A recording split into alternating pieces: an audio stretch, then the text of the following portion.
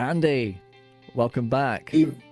Stephen, good to be back. Happy New Year. It's January the 16th. It's been a new year for 2 weeks. Woo!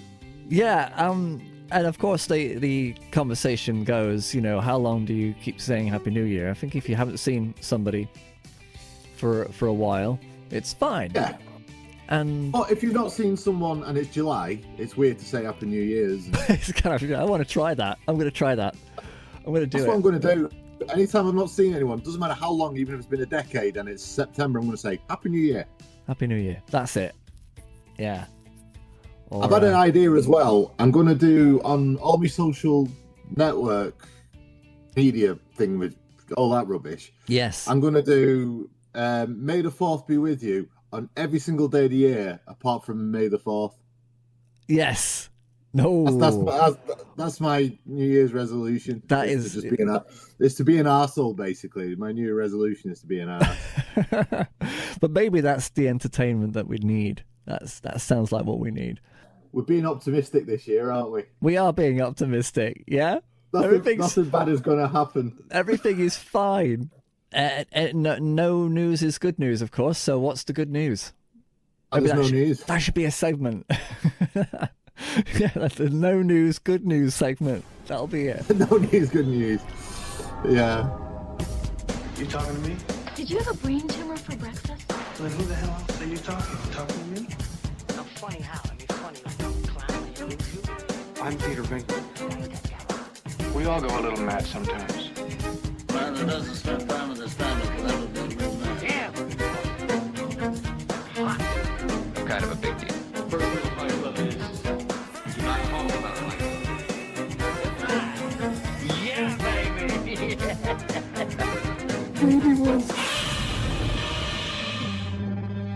You want answers? I think I'm entitled. You want answers? I want the truth! You can't handle the truth! Let's go back in time, Andy. Yes. But this time we've got no time machines, and in fact, you know, the first time we ever went back in time, I think it was for the X Files episode. Ooh. I think episode 10. I think, or yeah, we went back in time for the first time. And Did we to go to talk about the X Files? yes, because everything we were talking was kind of current throughout our first season of Thread.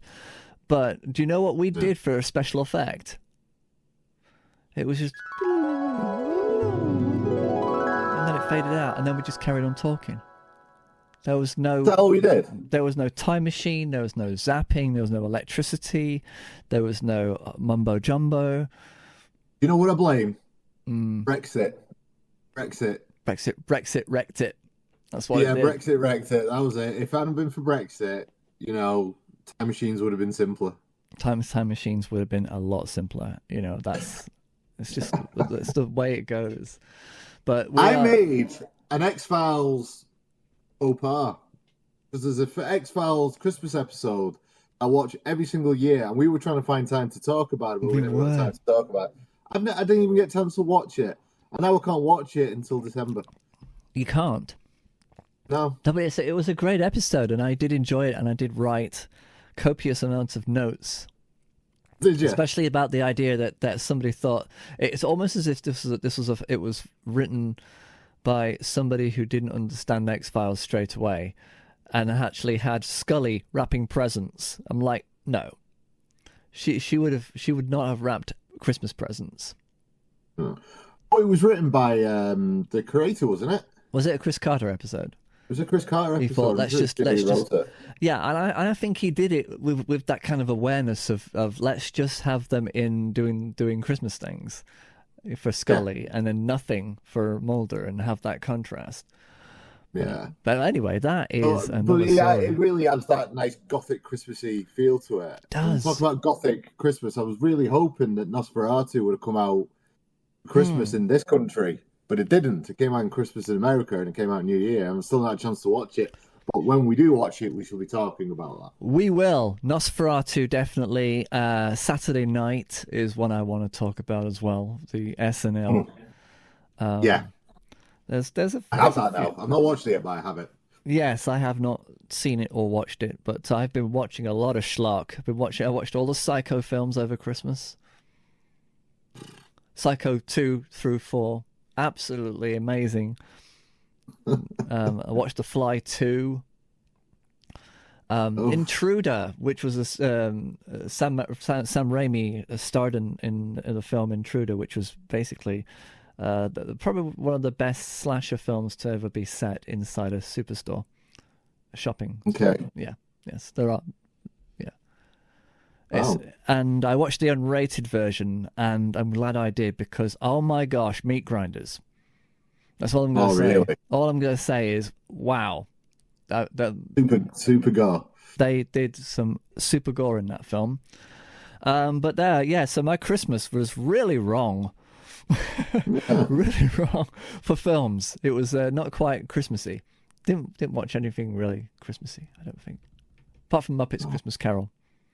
Yeah, we watched that on Christmas Day. And Christmas Vacation 2. Because somebody we were going to do we were going to do a podcast on that one too. Right, let's just talk. Right, let's go. Musicians, the busiest time for musicians is Christmas. It is. It really is. It's difficult. I had one day off, and that was Christmas Day. Which is surprising that nobody actually booked you to serenade. I tried to. I was like, no. Really? I'm having that day off. Yeah, Christmas Day. Wow, Christmas Day, somebody tried to book you. But yeah, New Year, I can understand. I totally get that because that's your big money spinner for, hopefully. It wasn't that. It was pretty crap, to be honest. But yeah, it was whatever. Do you remember the torrential rain we had New Year's Eve? It was just dismal. There was no fireworks. The whole of Leeds apparently was dead. When we finished the gig and we went out, usually like midnight, New Year's Eve, New Year's Day, it's just packed with people. No one around. And all our friends who owned like pubs all around Leeds and that, they were just said the whole time it was just absolutely dead. So it was just one of those things. But anyway, we're not here to talk about music and gigs. We've caught up now. That's it. We're here to talk about the year 1998.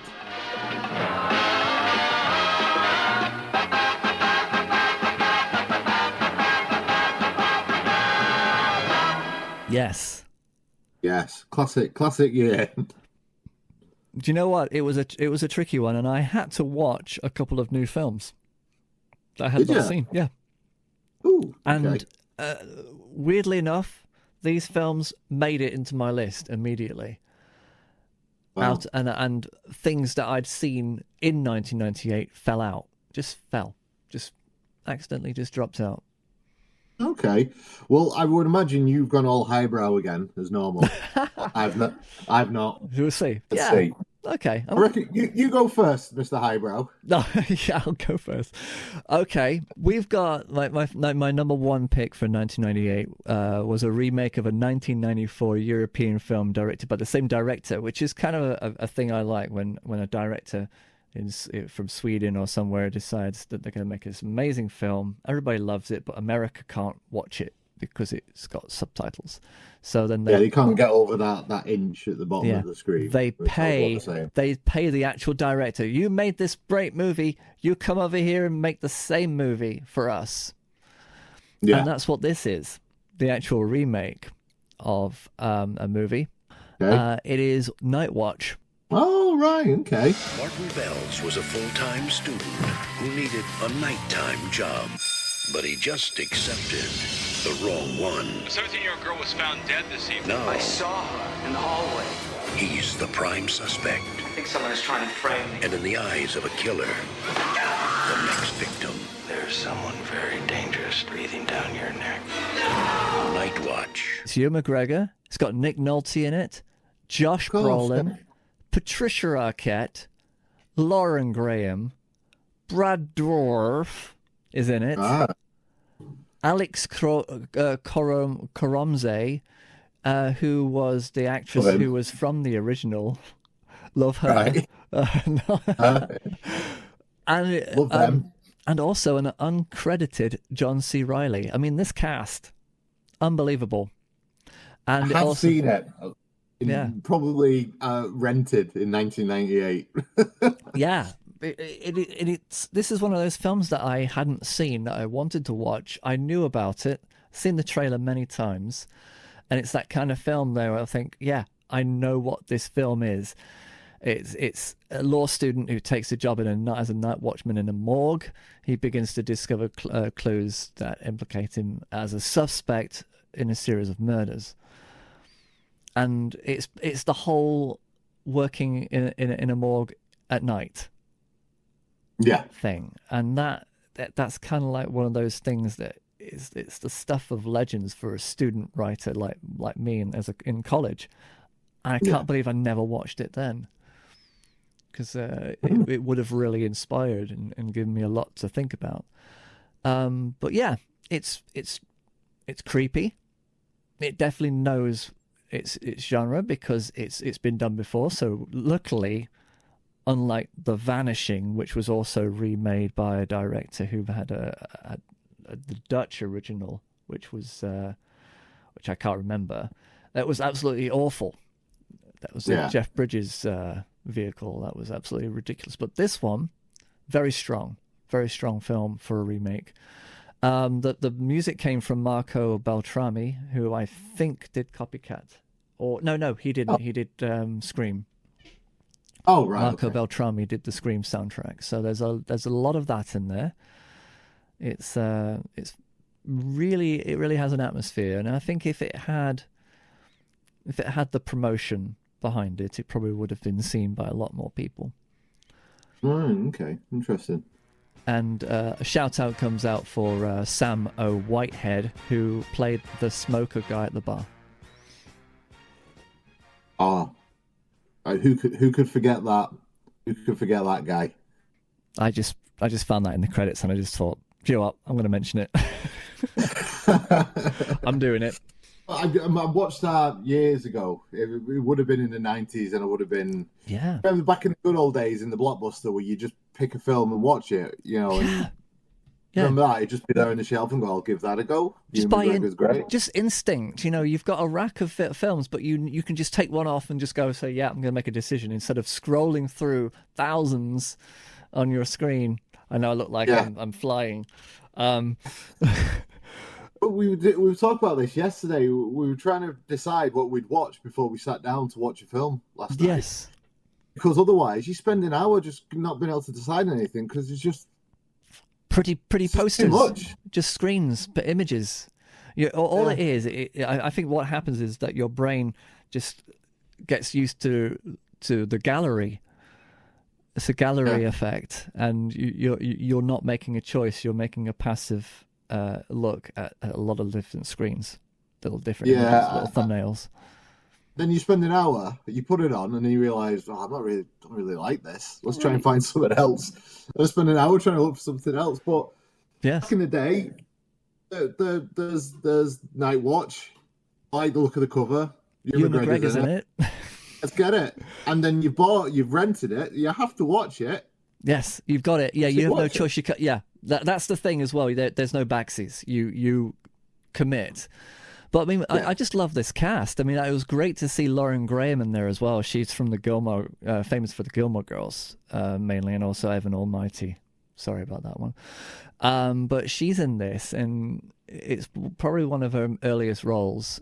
She's with Patricia Arquette, who, right off Lost Highway is in this movie, and I actually really enjoyed Josh Brolin in this film as well. He was really interesting character, but no, it's that whole he's a good actor, Josh Brolin. He's really good. He is, and he's got a lot of bite, and I just loved the mood of this. It felt interactive. You felt what he was feeling. Everything felt right about this film, and can't recommend that enough. And I knew I would enjoy it. I've known that I would enjoy it for like 30 years. 25 years, so it's about time. So it's on the list. There you go. Very good. Mm-hmm. Okay. My turn? Your turn. Well, this was a film that I went to the cinema to watch, and I didn't want to watch it. I thought, don't really fancy this. And then I watched it it's an 80s nostalgia type film, and I thought it was fantastic. It was funny, full of heart. So my first one is The Wedding Singer. Remember, every wedding needs something old. I'm gonna lose that glove. You're looking nuts. Something new. Hey, somebody get some pants on that kid! Something borrowed. Get out of my Van Halen t-shirt before you jinx the band and they break up. And something blue. Is it true that you're in the middle of a nervous breakdown? Who said that? Everybody's been saying that. Adam Sandler and Drew Barrymore. The Wedding Singer. I said hip hop. I hip it to the Rated hip, PG-13. hip hop, you know? Starts Friday, February 13th.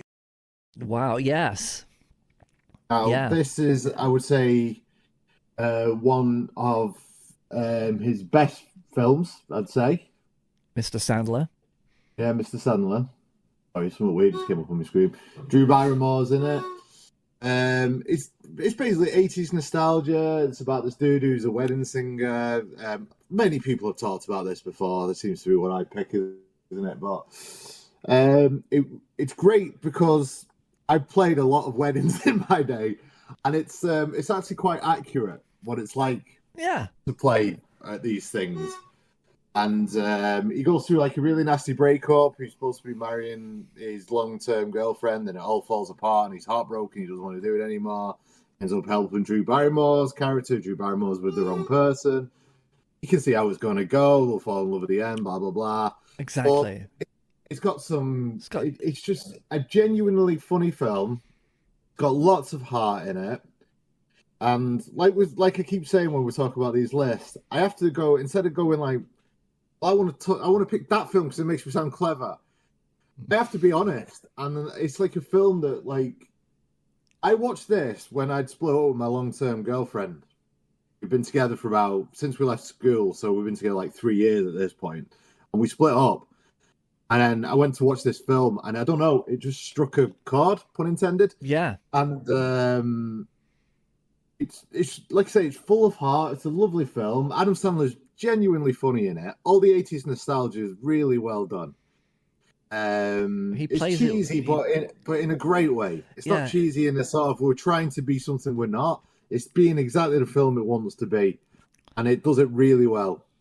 And I love it. I think it's a really good film. Really, really good. Totally agree. I mean, Adam Sandler plays it intentionally. He knows who the character is. Quite often, he plays his characters very much like, I'm just going to do this, then I'm going to do that. But there is a little bit more depth in this.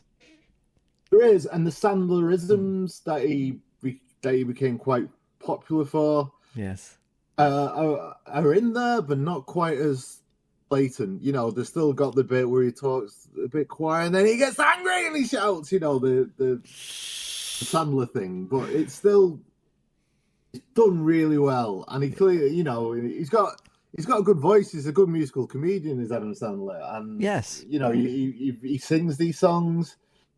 It's just a really lovely, sweet film, and I wanted to start this list with something really lovely and sweet.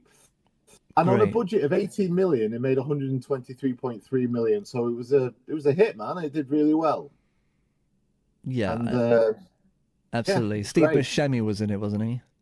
Steve Buscemi plays. He auditions, doesn't he? For he's another wedding singer. He just he doesn't quite get it. But there was also he wasn't the Boy George imitator, was he? That was the other friend. Yeah, that's his keyboard player. Yeah, because he covers for him because he can't be on stage. Yeah, and that's it, because he's too upset and all he does is the same song. Do you really want to hurt me? But so he's just finished the song and he looks around and everyone's like, oh, he's not there, right? Okay, dun dun. You just start playing the same song again, and the crowd's like looking at him. I love that moment. I love that. It's so perfect. But it's got such heart in it. It's got such lovely heart, and everyone in it is lovely. And Adam Sandler's character is just a nice person, you know. Yeah. And he's had something crap happen to him.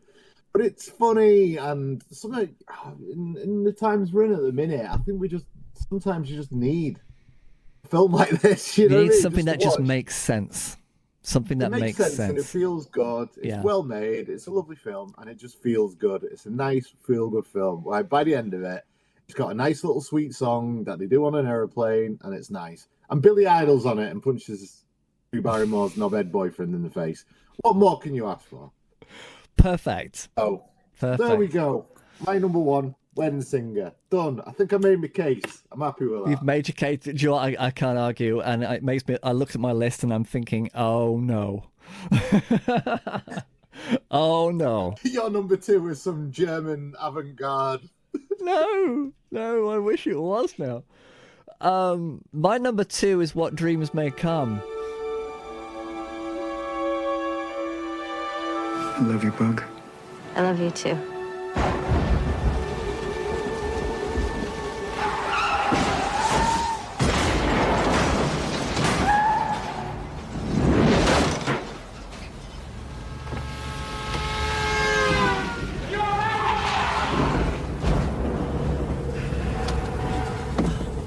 Doctor, don't move.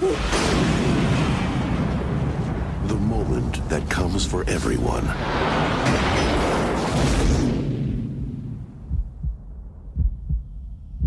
Has come for Chris Nielsen. You've died, Chris. If heaven is a place where you know only joy. Oh! Boy, I screwed up. I'm in dog heaven. You're creating an entire world here, from your imagination, from anything you want. Where you feel no more fear. I'm gonna drown. You can't, you're already dead. Oh. And anything you can imagine is real. It's your world! Could you let go of the love you left behind? I need Annie. That'll change in time. Time does not exist here. And wherever it went, it's not gonna make me need Annie any less. And how far would you go? You never see her. I'm her soulmate. To get it back. I can find her.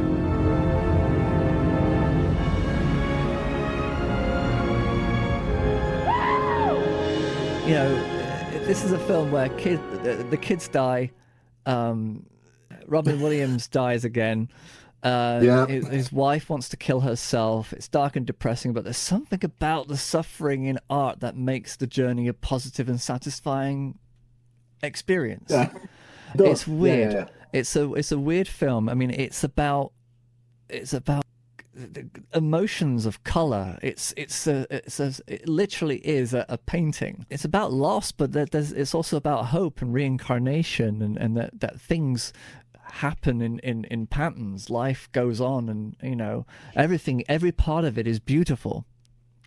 It is, even the darkness, and that's the kind of a weird thing. So it's Robin Williams who there's something about him in this film that can break you, just like with Good Will Hunting the year before, where we talked about that. It's like he knows how to pull those strings. He knows how to get you, no matter how funny he is or how serious he is. He is invested, and he will pull you along the way, and you will be there willingly because you know it's him. We all know that, like, Robin Williams is turmoil and his depression, and I think he could call on that even before we knew he could call on it. Yes, for the reasons he could call on it, but he can use it as a tool. Yeah, when you look back, even like Mrs. Doubtfire and films like whatever he's in, if you look at Mork and Mindy, I mean, all the things he did. If you watch it now in hindsight, you can see it. There's something behind his eyes. There's something manic and something not. Yes. And it's heartbreaking when you love the guy so much, and I think that's why yeah, exactly. And that's why it's hard to kind of go back to his stuff sometimes. I mean, it took a lot of guts to go back to Good Will Hunting to watch that for a viewing, but I loved it because I knew where he was coming from. At the same time, I kind of knew that everything he did in these films was kind of like a gift. It was a gift of understanding that even though we didn't understand at the time. And so it's a beautifully visual story about death and about hope and about just trying. The idea that there's anything after life is always kind of a crazy visual, but this does it differently. It is like you are going into a world of paint, and it was amazing. And a shout out to Victoria Carlson, who was a standby painter, uncredited. Really? Uncredited. That one stung, but it has to be said, uncredited. It's quite funny because Annabella Sciorra. Annabella Sciorra. Please welcome her. Hi, I love the way you say my name. Did I say it right? Yeah, you did. That's why. Does it annoy you when people get it wrong? Annabella Sciorra. Oh, you mean like when you say my name? Yeah. Annabella Sciorra. She initially didn't want to be in this film, thinking it would just be too intense and sad, but when she read through it with Robin Williams, she couldn't walk away from it. So it is something about him that brings you into a story like this. I mean, I imagine if What Dreams May Come was done by anybody else but Robin Williams, it would have been too depressing. It would have been, you wouldn't want to touch it. But because he's there, he says, come on, let me take you by the hand. We'll touch it together. We'll go there together. And it's that kind of connection that he brings to that movie. And I love that. It's an incredible film. Wow. Cuba Gooding Jr. is in it, isn't he? Yes, he is. And Max von Sydow, Rosalind Chow, who is famous for Star Trek: The Next Generation and Deep Space Nine. Wow. That was my reference to Star Trek. Directed by Vincent Ward. What else has Vincent Ward done? Weirdly enough, I didn't look into him, and I've got his name there, Vincent Ward, and I didn't actually.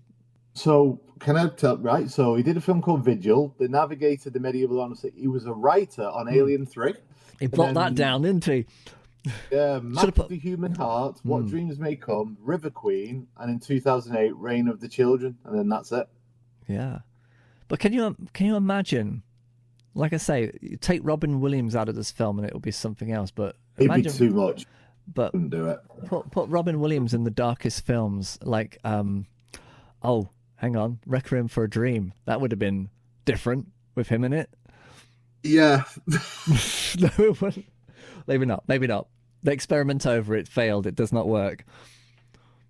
Yeah, I think Requiem for a Dream is whoever you put in that, it's not going to come out well, is it? Yeah, it's a positive film, and that surprised me. And it has a lot of mileage, this one, so it's worth watching if you haven't seen it. Yeah, I've seen it. Yeah, it was one that if I was going to talk about, I'd have to rewatch it, and I wasn't sure I was ready for it, so I didn't.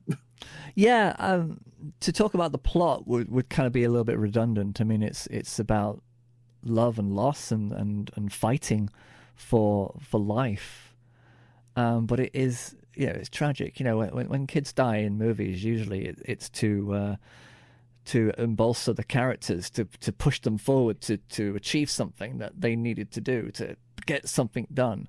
But in this case, he dies as well. Yeah. It's like, the main character dies and the kids die. But the wonderful thing about this is that they come back. Yeah. Cool. Okay, so, my number 2, I think is the second highest grossing film of 1998. So I've gone for an indie film again. Out of the list of... you have to pick this, really, because it's possibly the greatest opening to any film ever, so you'll know what that is, but I went for Saving Private Ryan. Move your men off the beach! 8 men will risk their lives. It's a tough assignment. That's why you got it. To save one. I don't know anything about Ryan, but if finding him, if that earns me the right to get back to my wife, well, then that's my mission. Tom Hanks, Edward Burns, Tom Sizemore, Matt Damon, in a film by Steven Spielberg, Saving Private Ryan. Ouch. Wow. Yes. Yeah. Absolutely astonishing achievement in cinema, in storytelling. It's a absolutely remarkable Spielberg on top of his game. Opening 20 minutes, 25 minutes. Yeah, devastating. It's absolutely devastating, astonishing. Yeah, it's. We watched it last year again, and Tracy had never seen it, and we just watched it, and she was jaw on the floor. She could not believe what she was watching. Yeah. And people talk about the intro, but not the rest. The start of it, and not the rest of the film. But the rest of the film is just as good. Yeah. And the later scenes are just as harrowing. Yes. Yeah. I mean, you can't take you can't take the situation out, out of the movie. The whole thing is that one mission to find that one last, son. Yeah. To bring him home. It's like it was such an odd choice to kind of like an odd focus, but it was like a focus of hope. It was like it was. Obviously everyone will know this anyway, but they find out that this poor mum is going to find out that was it like 4 sons had been killed in action or 3, and there's one left alive. I thought it was quite a good number. It was a Catholic family. And so Tom Hanks is basically told he's got one last mission to go and find this Private Ryan, and if he can find him, tell him he's going home with his mum, because his mum's lost everyone else, and that's the mission. But it's more than that. It's a lot more than that. It's a lot more, yeah. And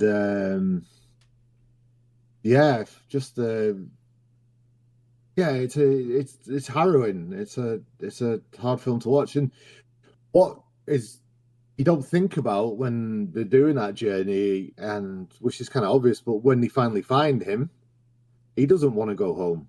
He doesn't want his brother's death to be in vain. He wants to keep on fighting. He wants to stay there and fight. He doesn't go home to his mum. He wants to stay, and he doesn't want the deaths of his brothers to be in vain. A guilt trip. It would have made him feel guilty for the rest of his life, and that's not what he wanted.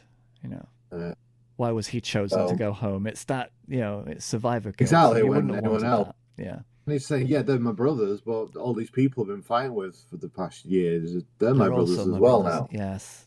And it's all about that. And and Tom Hanks is fantastic in it. This sort of, he just worn down by, he was a school teacher, wasn't he? The character, yes. And then he just plummeted into war, and he just, how everyone's just sort of,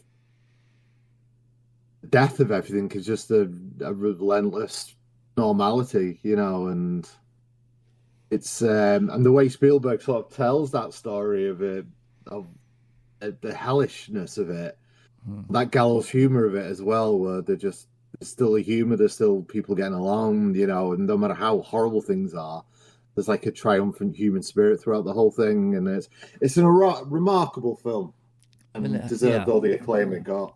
Exactly. I mean, that's the thing. I mean, you got to realize these are human beings who, in order to get through any difficult situation, you kind of have to find everything, every emotion, humor as well. And it's quite. Well, in typical Spielberg's fashion, it's the understated things where going through those name tags to see if they can find if Ryan is dead, and if he's gone now, and they literally just sat there and they're all going through name tags while there's a big squadron of army soldiers just walking past them, looking at them, basically just go through name tags to try and find Ryan.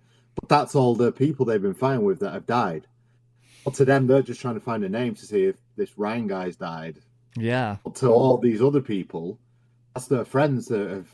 It's profound. It's profound. Yeah. It's really, but that's like a small moment in the film, not a big battle scene.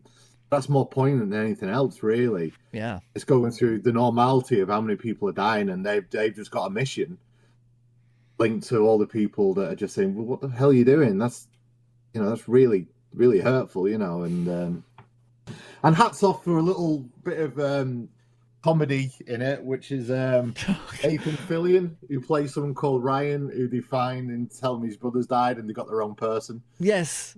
That was yeah. Gotcha. Yeah, that was right. And slight comic relief, even though it's still horrible, because he's obviously upset finding out that his brother's died, but it turns out his brother's a baby back at home. Yeah. And, they got the wrong person. Got the wrong Ryan. I love that. Yeah. I just remembered that one when you said that. I was like, yeah, of course, that was Nathan Fillion, you know. Who else would to bring a bit of comic relief than that dude from Firefly? Yeah. Just as a pure technical achievement as well, I think it's a staggering piece of work. And it could have been filmed in Grimsby. He actually looked, the location scouts went to Grimsby first to see if they could film it there, and they decided not to. Because the moment they got into Grimsby, they got robbed. Yeah, so we took pictures, but then somebody stole our camera. No, yeah, that would have been. But yeah, I remember because I was a student in college at the time, and we had to do a piece of journalism, and that's what my piece was that could Grimsby be the next Hollywood? Oh wow! I talked all about Saving Private Ryan not making it as a location in Grimsby, and how that would have actually basically exploring how that would have changed Grimsby for the better, like it did with Da Vinci Code for Lincoln. I mean, that did a lot of things too, but Tom Hanks, he works in mysterious ways. Only does. There was a picture I saw about like Dan Brown is not known for being the best writer in the world, is he? You know, he's got lines like "the tall man drank out of the big cup." It's weird, isn't it? Yeah, how he made it. Someone had this. There was a bucket that had lots of poo in it, and there was a Dan Brown novel in it, and there was a speech mark coming out of one of the pieces of poo that just says, "Well, that's the neighborhood gun." Always made me laugh. Brilliant. Go. Oh, poor Dan. You know, he's laughing all the way to the bank. Bless him. He's all right. Oh yeah, I'm sure he's really heartbroken about his broken sentences. He'll be like, forget it. Yeah, whatever. Well, that was my number 2 anyway. That was number 2. Film's been talked about a lot, but I couldn't. The moment I saw the list for 1998 and that was there, I'm like, that's got to go in. Really, it's got to go in. So. Absolutely. Yeah. Right, next, let's go for my number 3. Yeah, I'm gonna. You might have this on your list as well. I'm pretty sure that out of all the films that I have, this one will be in there. The Truman Show. I didn't, because I thought you'd go for it. Oh! How are you, Truman? Vital signs are good. Lights. Cue the sign. Camera. Yeah! Hey, Truman! Sorry, can't stop! Truman. Say something. You're on television. You're live to the whole world. That's amazing. Jim Carrey is Truman Burbank. Wanna do it again? No! In the movie Newsweek calls the #1 film to see this summer. It's the miracle! The Truman Show, rated PG. In theaters everywhere, Friday, June 5th. So there, the Truman Show, Peter Weir, who you know and love from... he did loads of things. Picnic at Hanging Rock, Dead Poets Society, Master and Commander of Our Side of the World. Witness. Master and Commander is a great film, you know. No one talks about that. Nobody talks about that one either. And yeah, it's just because they don't know what to do with it. It's one of those.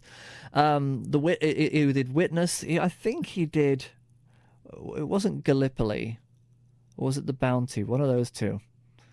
But he did some pretty profound stuff. Australian filmmaker. Peter Weir was also famous for making a documentary about the first modern suburb in Australia, and it was like this experimental suburb. An interesting film to actually delve into. Might have to do that one. Oh, there's so much to talk about.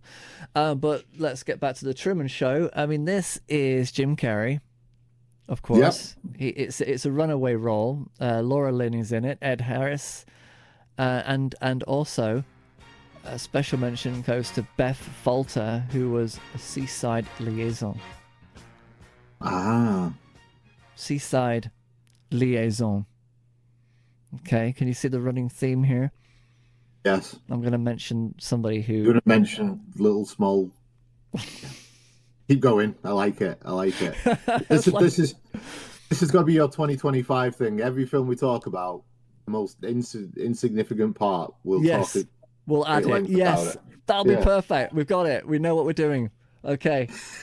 So it's a theory, it's one of those theoretical films where Truman, born as a star of a TV show, that he is not aware that he is in this TV show at all until of course the incarnation of this film where we are in his, well, he's in his late 20s, early 30s, and he's been in this TV show all his life.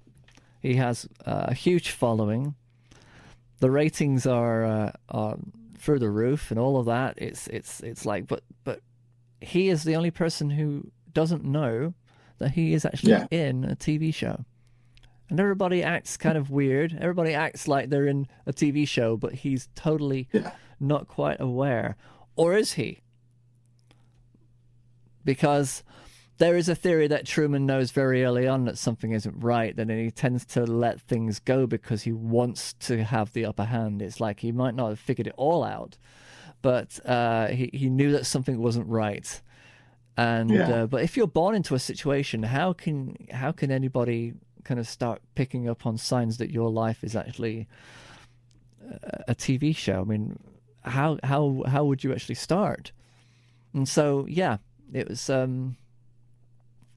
it's very masterfully done, because you do not know who's playing and who's not, and it's remarkable. And of course, the guy who's running the show is Ed Harris. And he is like such this godly figure is he in the moon or the sun? Oh, I want to say the moon, but I can't quite remember. But... No, I can't remember. I think I thought it might have been the man in the moon kind of a thing, but I can't remember that. He plays your typical, very pretentious producer type guy as well, doesn't he? He's got a flat cap on backwards, and But he almost seems like a father figure in this movie. Yeah. But the misguided father figure. He's the Wizard of Oz behind the curtain. He's... And it's a fascinating film. It's a great film. It's a unique film. I mean, this is the thing about the 90s that we've rattled on about before, and we'll keep mentioning it. People took risks in the 90s to make interesting films, original films that were that you would never see now. That this would not be made now.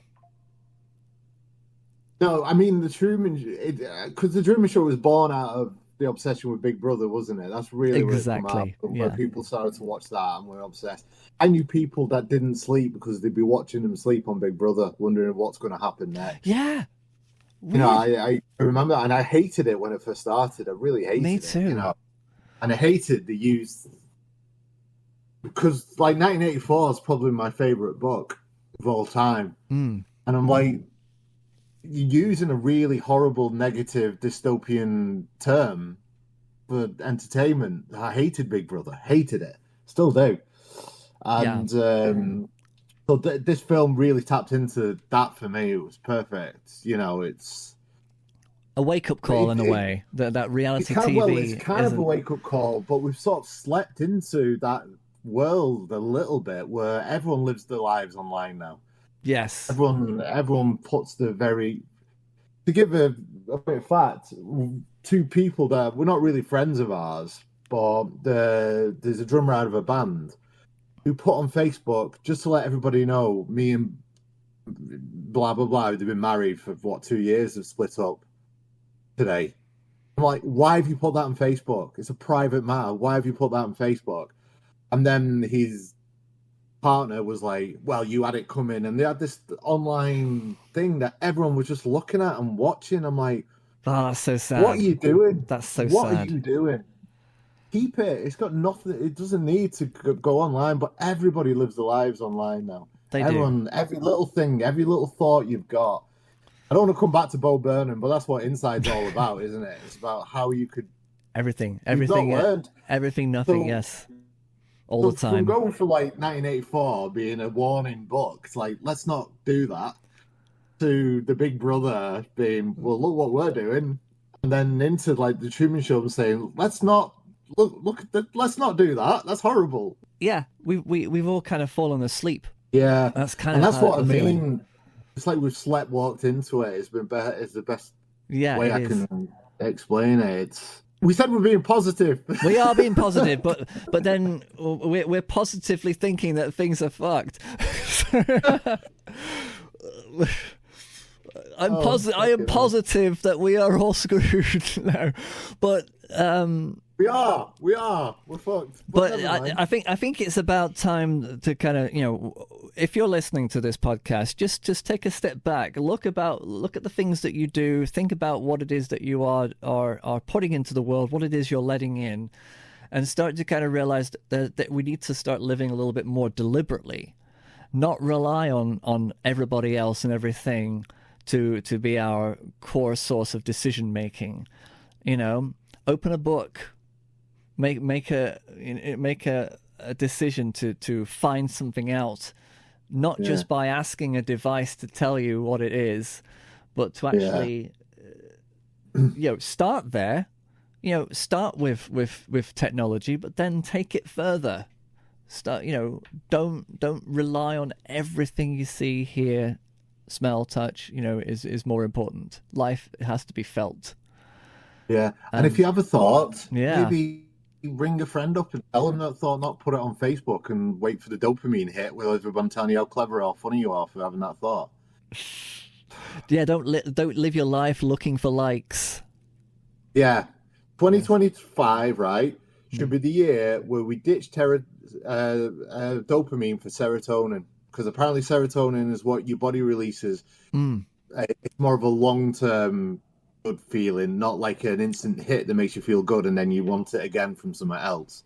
That's it. Serotonin is something that's it takes longer to get, but lasts longer. So, and I think that's what the Truman Show was at the end. I mean, that was Truman leaving the dopamine hit and going into the serotonin. That was it. That's his adventure away from that environment. Because we're all trapped. We're all Truman now. We are all Truman. Yeah. I like it when people try to make an effort to pick up a book and to read, but the first thing they have to do is get their phone out and take a picture of themselves with the book peering over the top. Madness, isn't it? Instagram. And I wanted to do the same, but I wanted to put like manuals, like microwave manual or something, or kiddie books. I'm getting into this. The A to Z of Durham. The A to Z of Durham.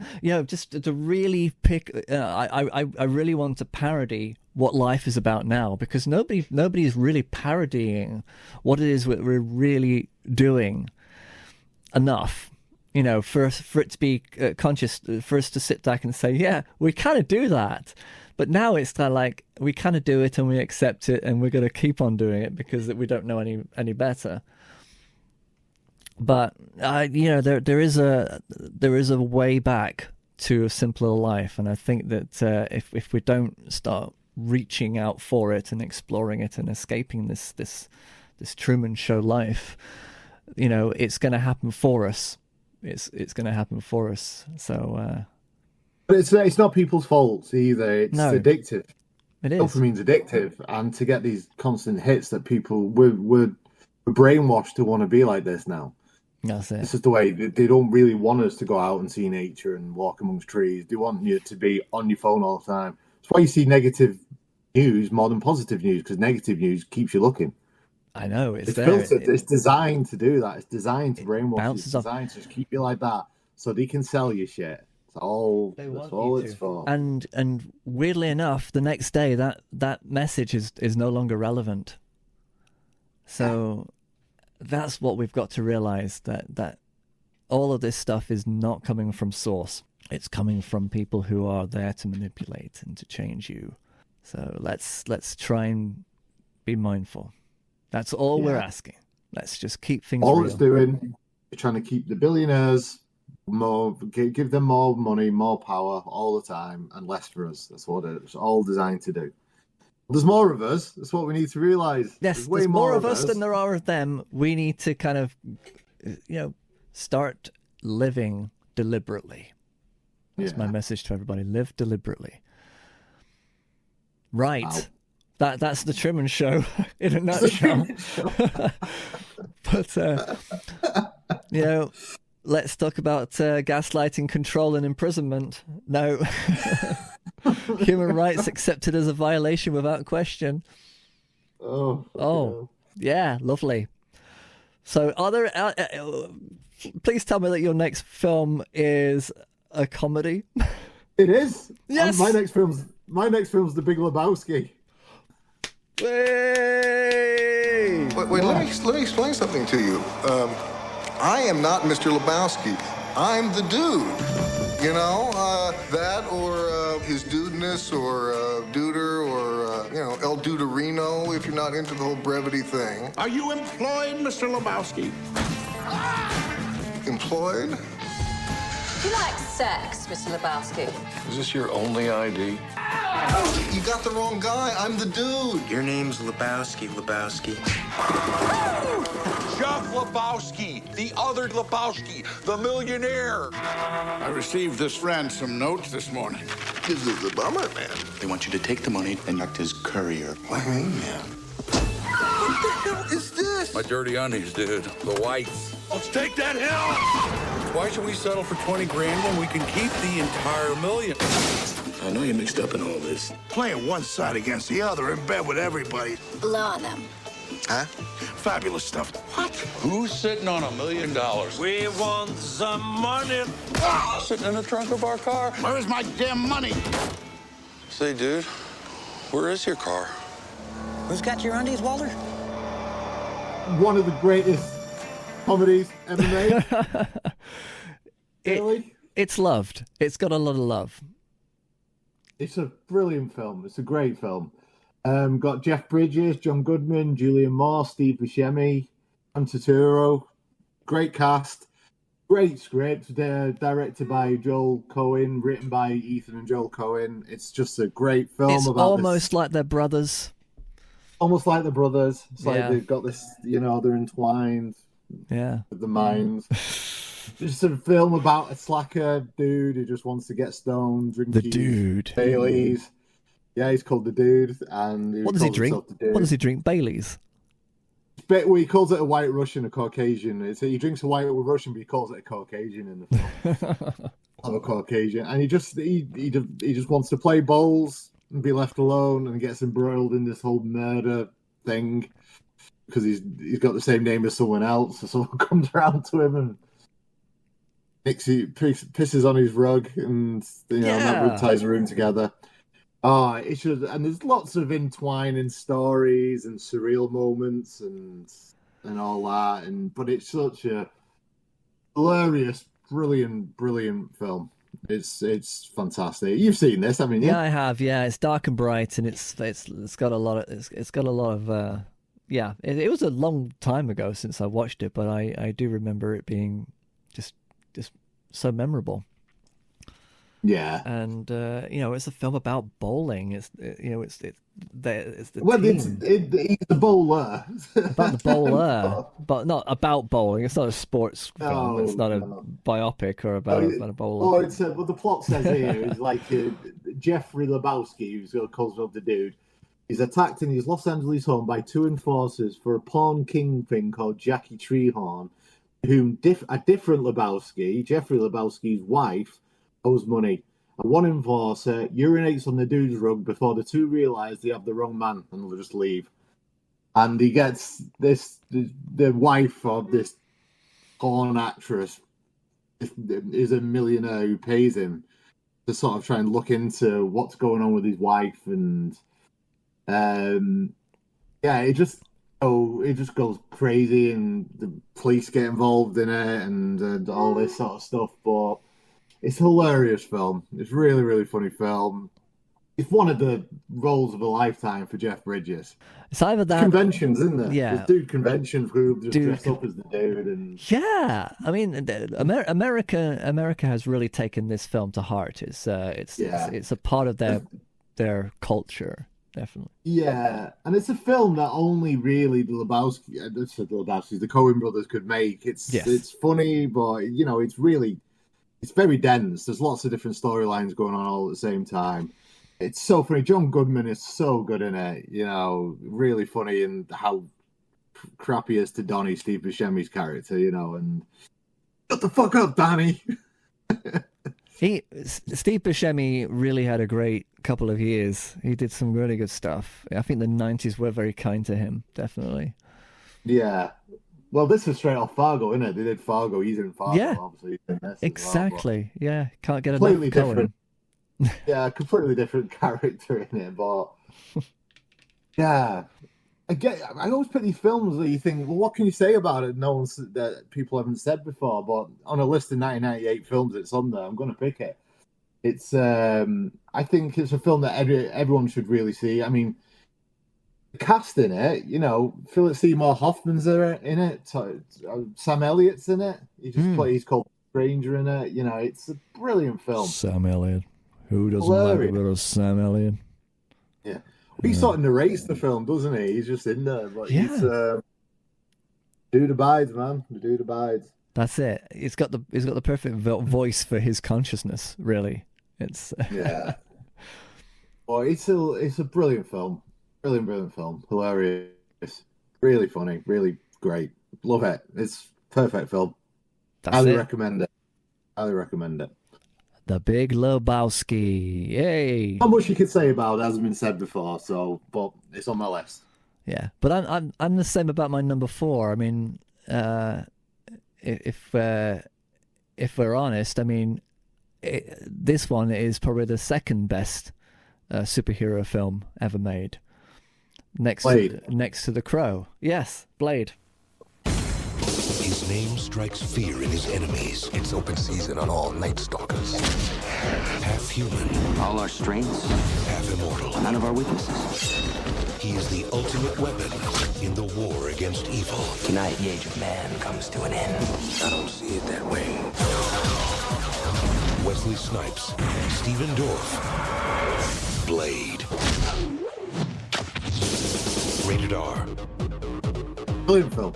It is, yeah. I actually just enjoy putting this on and just watching it. It's like The Crow. The Crow was kind of magnificent, and a world where you can just be absorbed into it, and you're there. You know where you are. That's where you are. And Blade is very similar in that regard. And there's nothing that's come out in the superhero world of movies that ever brings you right into it. And I think that this is what I liked about Blade. This is what I liked about the world of Blade. And what a great cast.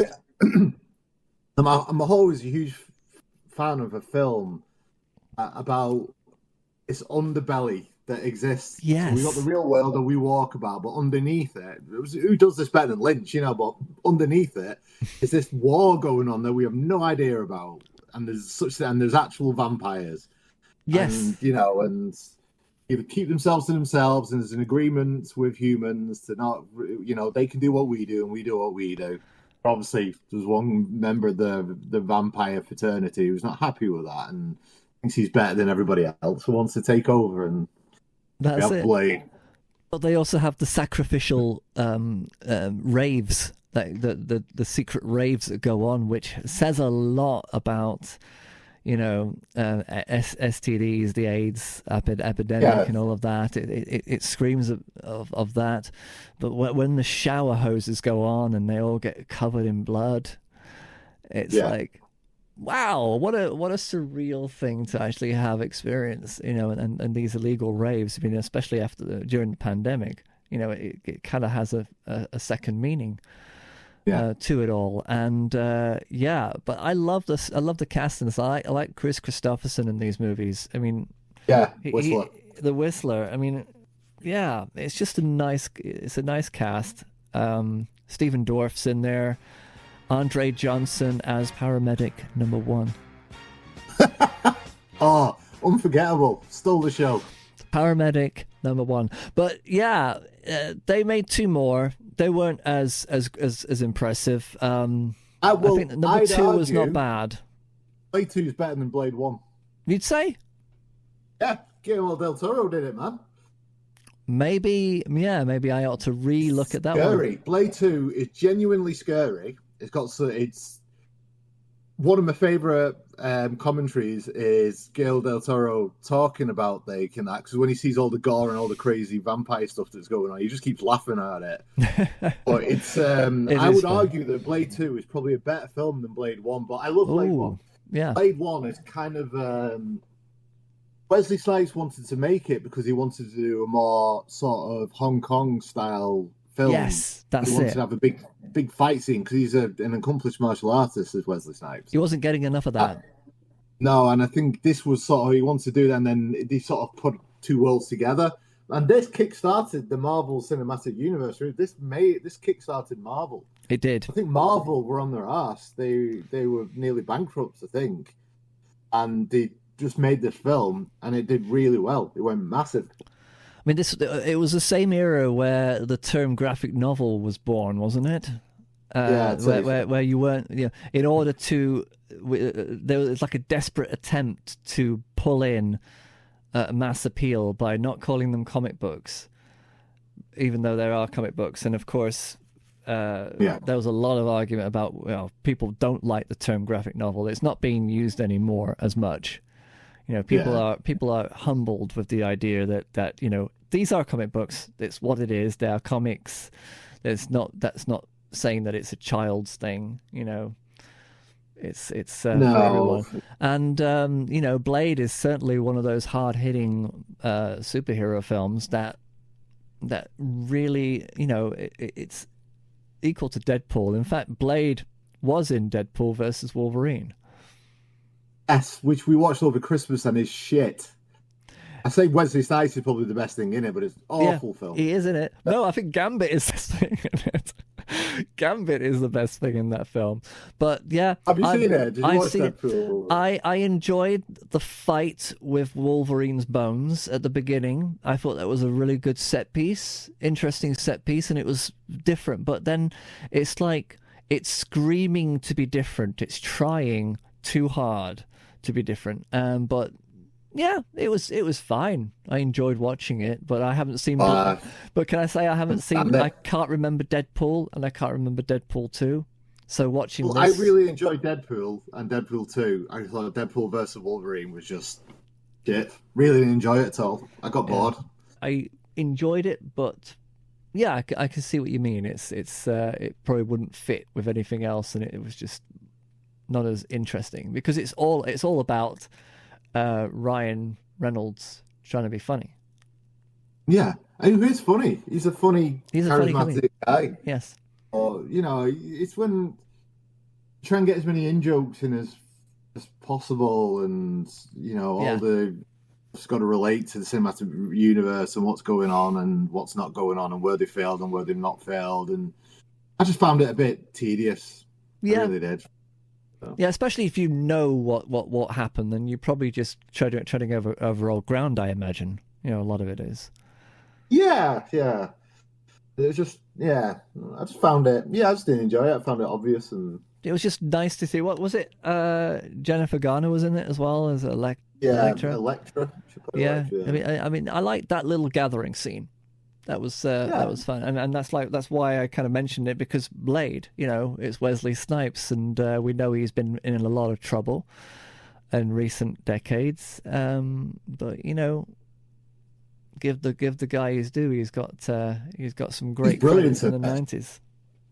He's brilliant in this film. It's like the role was made for him. It is, yeah, very much so. Yeah, good choice, man. It was Stephen Norrington who also did Return to Oz, just to note, which is that darker version of The Wizard of Oz. Terrifying film. Loved that film. So you can tell that's where kind of Stephen Norrington is kind of bringing his his love of just getting to the heart of it, and pulling it out and letting it pump. That's why we needed Paramedic Number 1 by Andre Johnson. Yeah, well, he was just, honestly, that's all I can think of about this film. Andre Johnson, if you're out there, because the thing is, the reason why I wanted to do this last time was because we were getting a string of names underneath all of our podcasts of all the people who were mentioned in the podcast, and of course they're all big names. So I thought, let's throw in some smaller ones and see if they actually get in there. That's Andre. That's not Andre with an E. It's Andre Johnson, Paramedic Number 1. Okay, let's remember that. I'm getting that tattooed. I'm getting that tattooed here. That's original. That's original thinking, dude. Yes. Brilliant. That maybe get it QR coded so that people have to actually click on it to get his IMDb. Have that on the end. Yeah, okay, I'll do. It's going to be a sleeve. I'm going to have a sleeve just dedicated to it. To him, to this unknown paramedic in Blade. Unknown paramedic. Okay, so what's your... Right, well, my number 4, I went with Ring.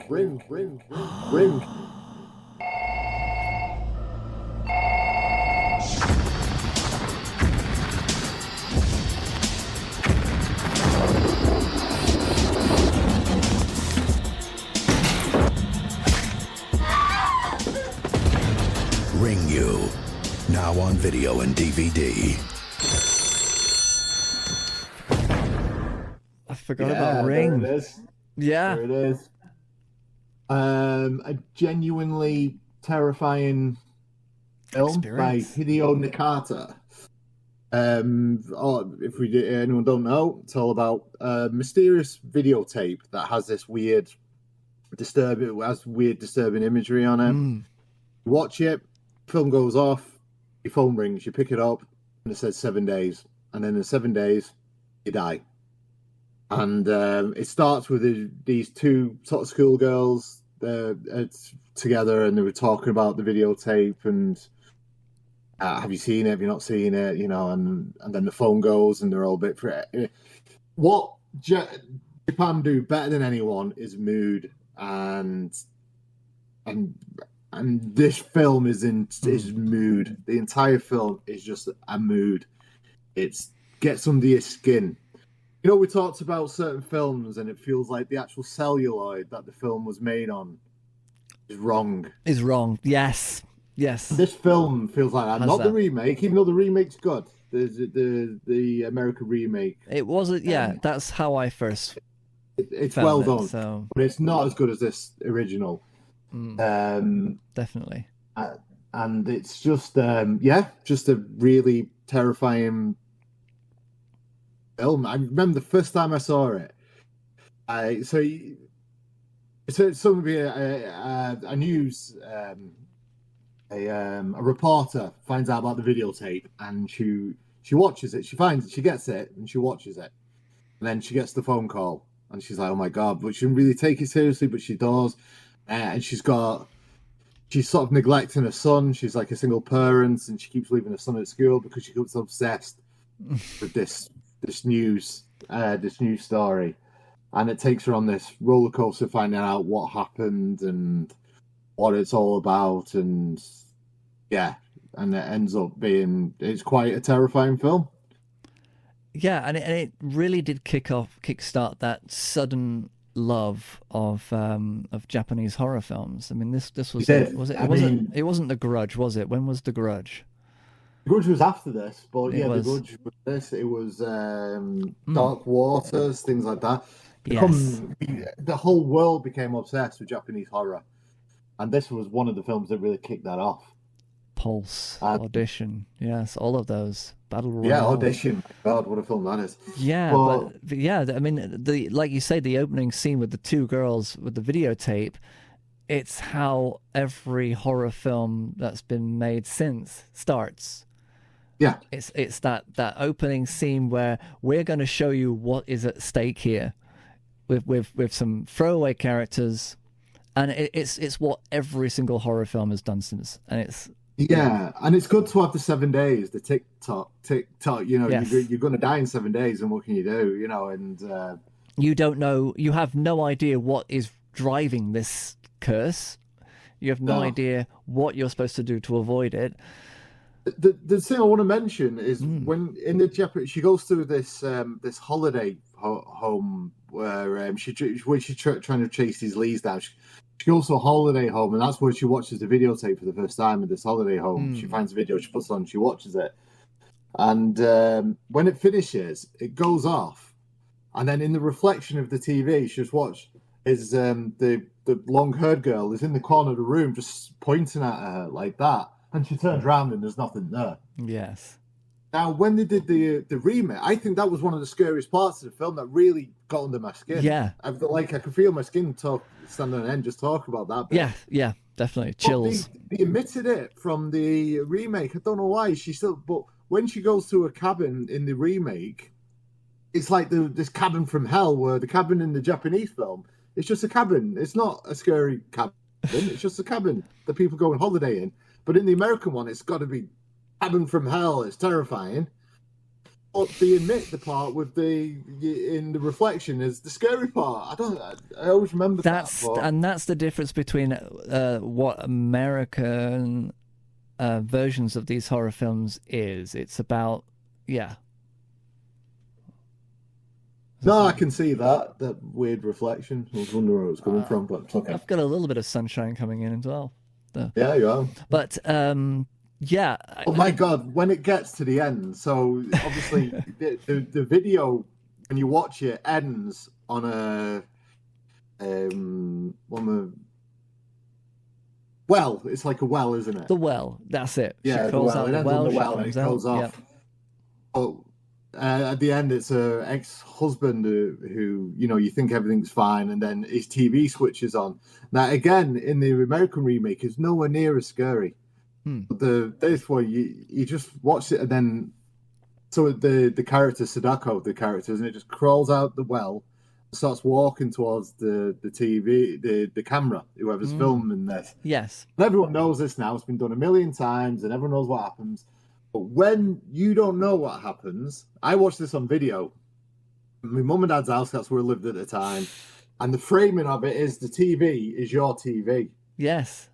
And it gets closer and closer and closer to the TV. Then the monster, the entity, climbs through the TV into the room that you're watching it in. And the way it's framed is it looks like it's coming out of your TV. And I did not know that was going to happen the first time I watched this. It didn't get spoiled. I was into horror films, and I managed to get this on video, and I watched it. My God, it's terrifying. When you don't know what's happening, yes, and that happens, it's fucking terrifying. And I remember when it had finished, I was stood up against the couch like that. I was pushing up against the couch like I was trying to get away from the TV. Oh, and fantastic. then I relaxed and just sunk into the TV, and I was like, my God. But a scary old cabin's not going to do that. No, it's about the moment. It's about the moment. Make the moment. And he's in the scary. comfort of his own home when that happens. And so are you. You're in the comfort of your own home when that precisely happens. That's the terror. And it leaves her on a really scary, dark moment where she's in the car with her son, and she's driving to see her dad. And you go, why? And the reason she's driving to see her dad is we need to show Granddad this video, because she's realized is if you make a copy and show it to someone, the curse goes away from you and goes to that other person. She knows her son's seen it, and she's basically going to give her dad a death sentence, saying, we're going to get your granddad to watch this, because then nothing's going to happen to me, nothing's going to happen to you, it'll happen to Granddad. And it's a curse that can't stop. You make a copy, you give it to somebody else, and it just keeps on going. Brilliant film. Wow. Brilliant film. And it now has 1, 2, 3, 4, 5, 6, 7, 8, 9, 10, 11, 12, 13, 14 sequels. Wow. Is that just the Japanese sequels? Yeah, just Japanese. Yeah. Yeah, they... As soon as you hear the word sequels, it's always like ooh. Yeah. Ring 2 is scary. I've seen that one. That's really good. And I've seen Ring 3 as well. Ringo. Yeah, Ringo. That was really good. And actually, that's the only bit of Japanese that I know. Because they take Ringo is like a It's a prequel, isn't it? And it's about what they did to this little girl who's got psychic abilities. And there's this part where she looks at this guy who's been mean to her, and he goes flying back. And then he steps up and looks at her and just goes, Ichikuno. And underneath it said, you freak. You freak. That's it, Ichikuno. I remember you saying that. I've talked about it before. Yeah, that's it's weird because, I've picked up a little bit of Japanese from watching a Japanese streamer, but there's one. The thing is, there are so many demons in Japanese culture. Yeah. And there's one that I discovered the other day, a woman with the long neck. That basically, if a woman is dishonest to her husband, she will all of a sudden at night grow a long neck and be possessed by this demon, and the neck kind of will work away around the room to where the husband is and feed off his blood. Okay. And it's just like a long neck that wraps around rooms, and it's like, fascinating. And it's like, and there are horror films about that, and it's kind of creepy that this head kind of just stretches and morphs into this. Yeah. I love it. They do creepy really well, do the Japanese? Exactly, but they do it unique. It's always unique. It's always something but to them, it's probably, just ordinary, They grow up with this kind of stuff. The only threat of the only statue that will steal you away if you lie to your parents. All of those things, we have them in our culture too, but they're just not as potent. Yeah, that's my number 4. Ring. Nice, Ring. Your final one. Are you ready? Yes. Okay. So 1998 has a remarkable film that I had been wanting to watch for a long time, and I didn't really understand why I missed it. But it basically is the influence of a very big movie in 1999. It is a dystopian future movie, and it's very long. It's directed by Alex Proyas, who did the 1994's The Crow, and it is Dark City. Dark City, wow. Okay. A woman searching for her husband. You're supposed to be my wife. Supposed to be. Finds him searching for himself. What is happening here? Who are they? The city, everyone in it is their experiment. They mix and match our memories as they see fit. Now, they must uncover a terrifying mystery. I don't believe it ever happened. Of who they once were. Someone just wants us to think it did. From the director of The Crow, Dark City. Rated R. Starts Friday. Dark City stars Rufus Sewell, Jennifer Connelly, Keith Sutherland, who is very breathy and creepy and talks like this. This is Keith Sutherland's character in... it's got Richard O'Brien. Richard O'Brien's in it, isn't he? Yeah, and he plays one of the kind of like... the Men in Black versions of the... And the film, of course, that blatantly rips off Dark City is The Matrix. It's The Matrix, 1,000%.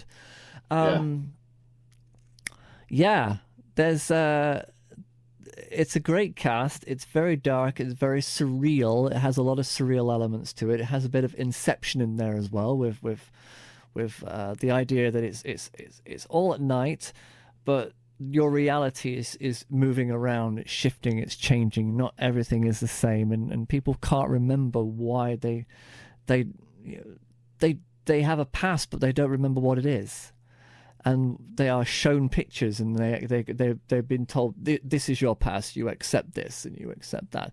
And it's that Truman Show sense of this one character, Rufus Sewell, is refusing to let this dark dystopia get him. He wants to kind of break the mystery, figure it out, and it's a great film. It's very much like Blade Runner, Metropolis. There's so many influences that you can throw in there. But even Alex Pryor said that if only I'd actually was ahead of my thinking and put martial arts in there, then that probably would have been a breakthrough hit like The Matrix. Yeah. Because it's one of those films that got left behind. I mean, it struggled with the budget. He was basically told, well, you've spent all your money for the special effects. That's all you've got. So they had to do a lot of practical stuff. They had to figure out a lot of shortcuts, a way around to do things. Melissa George is in it as well. She gets murdered as a call girl. But it's a fascinating film, and I think the reason why people dismiss this one is because, again, it's very difficult to describe, very difficult to kind of explain the plot, because it's almost like an experience. It's like you just need to go in there. You're with Rufus Sewell, who, by the way, was great in the Man in the High Castle. You should watch that. It's a very good series. Yeah, I've never watched that. But it also special note to Tony Mosley, Glenford O. Richards, Stanley Steer, and Greg Tell, who played a 4-piece band in the actual film. Oh, of course. 4-piece band members were in that nightclub scene. That was them. Unforgettable. Yeah, astonishing work. I am on brand today. Hopefully. But yeah, this was a film that I hadn't watched, and it kept on coming up to me like Dark City this, Dark City that, and it's like years after Sin City happened, and it's like I don't know why I don't want to watch that either. The City of Lost Children. I don't know why I don't want to watch this. City of God. Yeah, the City of Lost Children is a good. Yeah, there are some of these films, and it's like, well, I don't know why I hear people talking about these films and saying great things about them, but nothing is motivating me to go and watch them until now, and this is one of them. And I was shocked and surprised, and I have actually bought the DVD. So I'm going to have it on DVD. I would get the Blu-ray, but that'll be that's 2-way in the future. Divd. Yeah. Yeah, divd. But yeah, it's hard to watch as well. It's not hard to watch. It's hard to find. Generally, this is the kind of film that doesn't make it onto streaming services. So if you do get to watch it, you're probably going to have to pay for it to actually watch it, or watch it on one of those sites that you can find films. Oh, I would never frequent one of them. But no, it was definitely something worth watching. I need to. I watched it when it came out. I don't remember it. I think I remember being overshadowed by, because obviously everything was kung fu mad at this time, wasn't it? Hong Kong had really got in, and that's what The Matrix did well. It's just like, well, we'll have kung fu and all this other stuff, and religious iconography over the top of it. And this is what they didn't do in Dark City, and I think that it has that film noir aspect of LA Confidential that it could have tapped into as well. But the problems with Dark City is that I don't think the characters had anything enjoyable to say that was memorable. And that's probably why everything happens is incidental, and you're just going through the motions. It's an experience. Again, it's just you go through the motions. They're not sitting there setting up punchlines for you to kind of remember and tell your friends. It's one of those films that you just can't describe. You just have to experience. Wow. And I think that's kind of like my year for 1998. It's just one big experience, really, of different things that you can't explain. Well, very good. Well, you're going to be surprised by my number 5. Am I? Is this your what is it going to be? I've gone for X Files the movie.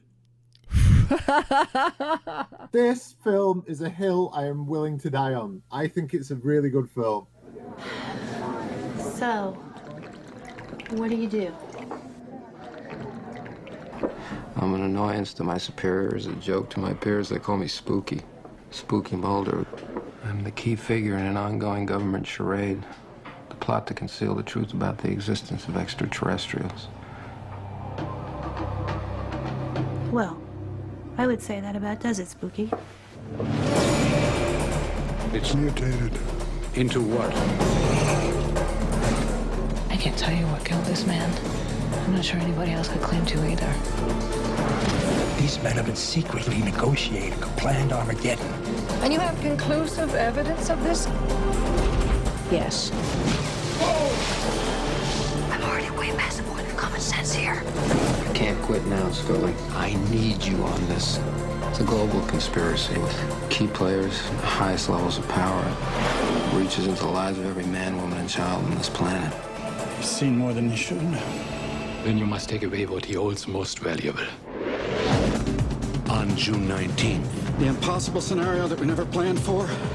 Well, we better come up with a plan. take your greatest fear, These people don't make mistakes. your most paranoid suspicion, We have no context for what killed those men. and your darkest nightmare, and multiply it by X.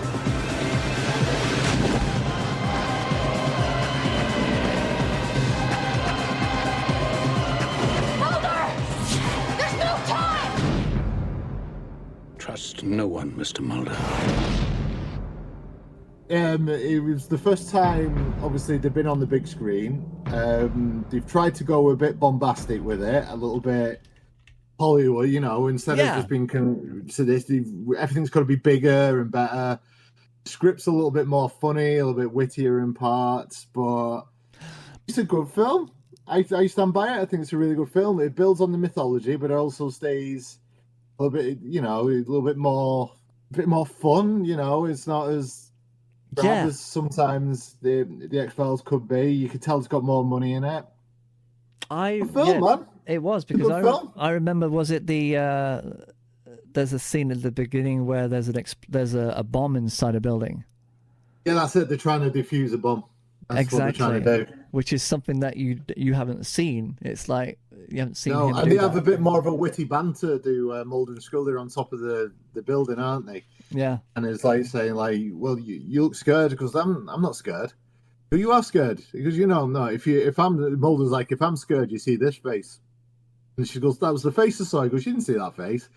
It's not something really Mulder and Scully would be like in the TV series, but yeah, but Mulder and Scully were like everything. They were all different things in the series. Yeah. So this is just it gives them the license to do this.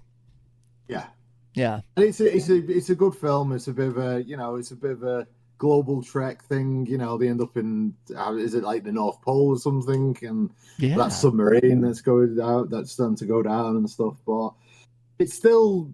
It was just, to me, it was to see the TV show that I love most in the world at that point on the big screen. I went to the cinema to watch it. I was excited to watch it.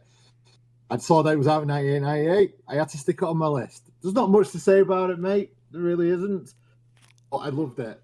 It was really good. Yeah, but after 5 successful seasons, it was a no-brainer that they wanted to have a movie. I mean, and it didn't affect the series. It wasn't like Star Trek where they decided that once they put the movie out, they can't go back. That's it. They changed everything. No. If anything, it kind of like what happened. So you had season 5, I think, didn't you? And then whatever happened in the film carries on into season 6. It all ties on, which was smart. You know, it's sort of what the Marvel Cinematic Universe has tried to do. They tried to have what they did on the TV shows to affect what was happening in the films. It's just been too much. No one can keep up with the amount of stuff, and you know, the X-Files just being the one thing. But it's a good film, man. It's really fun. The Mulder and Scully nearly kissed, but then she gets stung by a bee and nearly dies. Yes, save her. The bees. I remember the bees, and that was yeah. And you know, it's they kept it real. They didn't go too far. They didn't break the X-Files with a movie. And it was, I think it was the same year that they brought out the video game as well. Yeah, it was. Because Mulder and Scully appeared in that one scene of the video of the opening of that game. They had no dialogue.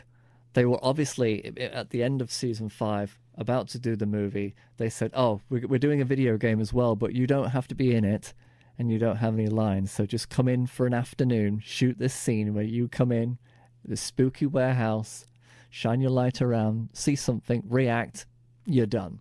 Paycheck. And it was a really good, it turned out to be a really good game. Even though it was like the agents were looking for Mulder and Scully, just looking for them. And that's it. So it was a great year for X-Files. It was. And the mythology that they were trying to build on, I really like. You know, they talk about, it's kind of like The Thing. You know, it was in 35,000 years BC. 2 cavemen come across an alien life form. It kills one of them. The other one gets infected by this black oil, and the black oil ends up being a thing that continues for a lot of the X-Files then. But I've always I love things that are ancient. You know, it's something that's laid dormant for a long, long time. I mean, Lovecraft, it's Lovecraftian, isn't it? It's an ancient thing that's been here before recorded time. It's laid dormant and it just gets awakened. It's discovery. You know, it's having that discovery moment, and that's what they try to build on. You know, and Fight the Future. That's what it was called. I thought, the sequel was actually I Want to Be Fight the Future. So the film takes place between season 5, episode the end, and 6, episode the beginning. Yeah, so it goes 6 right, goes the end, the film, the beginning. How clever is that? Season 6. Very good. It's almost as if they knew what they were doing. And they knew how to keep it contained. They were able to keep control of it. You know. Yeah. Imagine that if somebody else could have jumped in and says, "Oh, you're not going to do that. We're going to have aliens. We're going to have Scully wearing. Oh no, Michael Bay, step back. I know what you were going to say, and you're not going to do it." I mean, they could have really, really gone too far and turned it into like Armageddon or or worse, Independence Day. Yeah. Could have done. But then, there we go. But there is always David Duchovny's Evolution that came out a couple of years after, wasn't it? Yeah, which is a fun film. It's quite fun. Exactly. That you kill the aliens with Head and Shoulders. Come on. Lovely. Perfect. Yeah. Well, there we go. That's 1998 wrapped up. 1998. One more year to go, man. Yeah, I mean, were there any that you missed that you kind of think, oh, I wish I'd mentioned that? Not that I missed. There's a few. I kind of was nearly talked about Deep Impact because I like that film. Yeah. Came out the same year as Armageddon.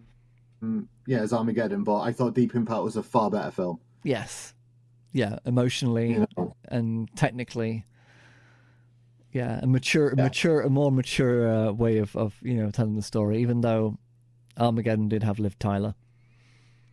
And if I mention Liv Tyler, we can put her on the front cover. No, we can't. No. Yeah, and then we get more clicks. Yeah. A Perfect Murder wasn't a bad outing for Michael Douglas and Gwyneth Paltrow. But not really. It's nothing to write home about. Fear and Loathing in Las Vegas, of course. That was batshit crazy and fun. Yeah, it's a good film. Very good film. Primary Colors, we didn't mention that one, but that was kind of like political and a little bit more sleazy, kind of Bill Clinton-esque kind of callback. Yeah. It's like, let's not tread over old, old news. I mean, there's films we've mentioned before, like Happiness came out this year, which is a film I'll never watch ever again, so, Yeah, I did see that in the list, and I did look at it again at the trailer, and I kind of thought, do I, don't I? It seems so innocent in the trailer. It seems so with it in the trailer.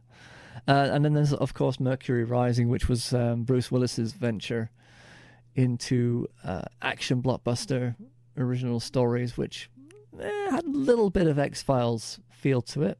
Next year. 1999, yeah. What are we going to do? I think we're out of our depth for the final time.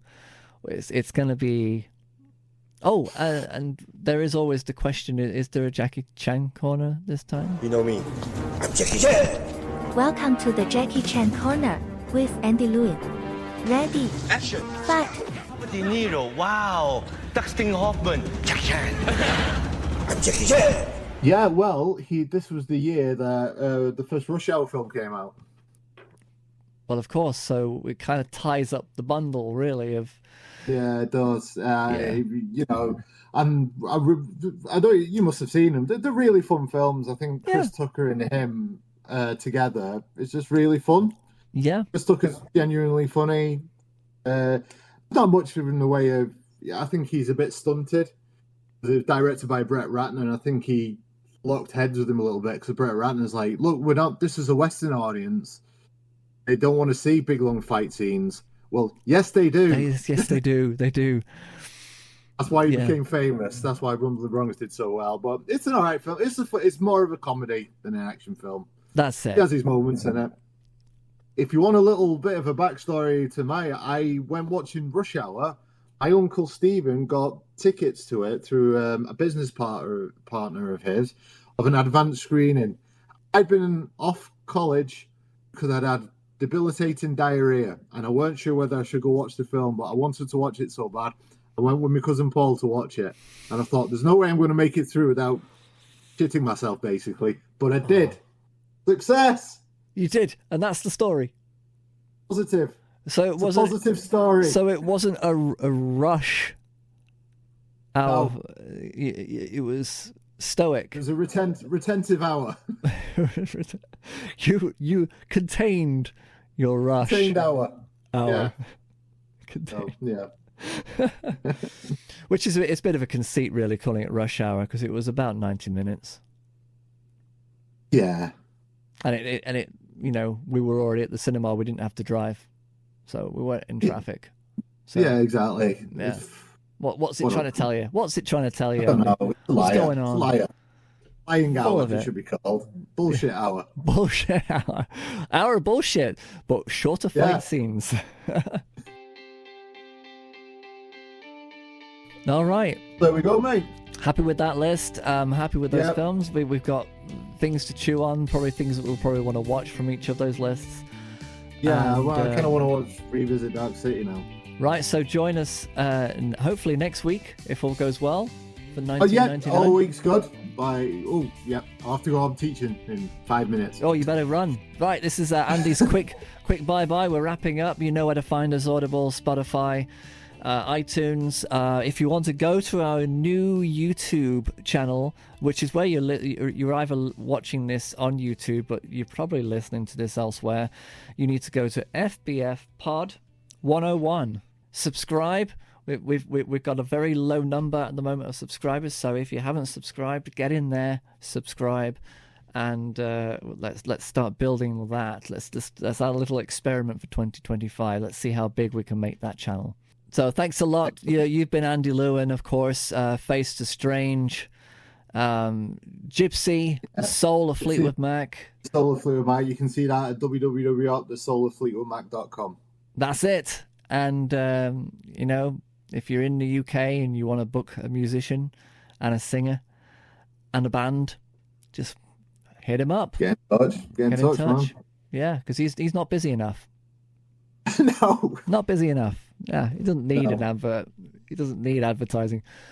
Thanks a lot, Andy. I'm going to let you run. Thanks, buddy. Go get some food and enjoy your next lesson. And I hope you learn. You teach some chords and stuff. There's going to be loads of chords happening. That's what's happening. Do the chords, man. Do the chords. Oh yeah, you know it. I know it. You know it.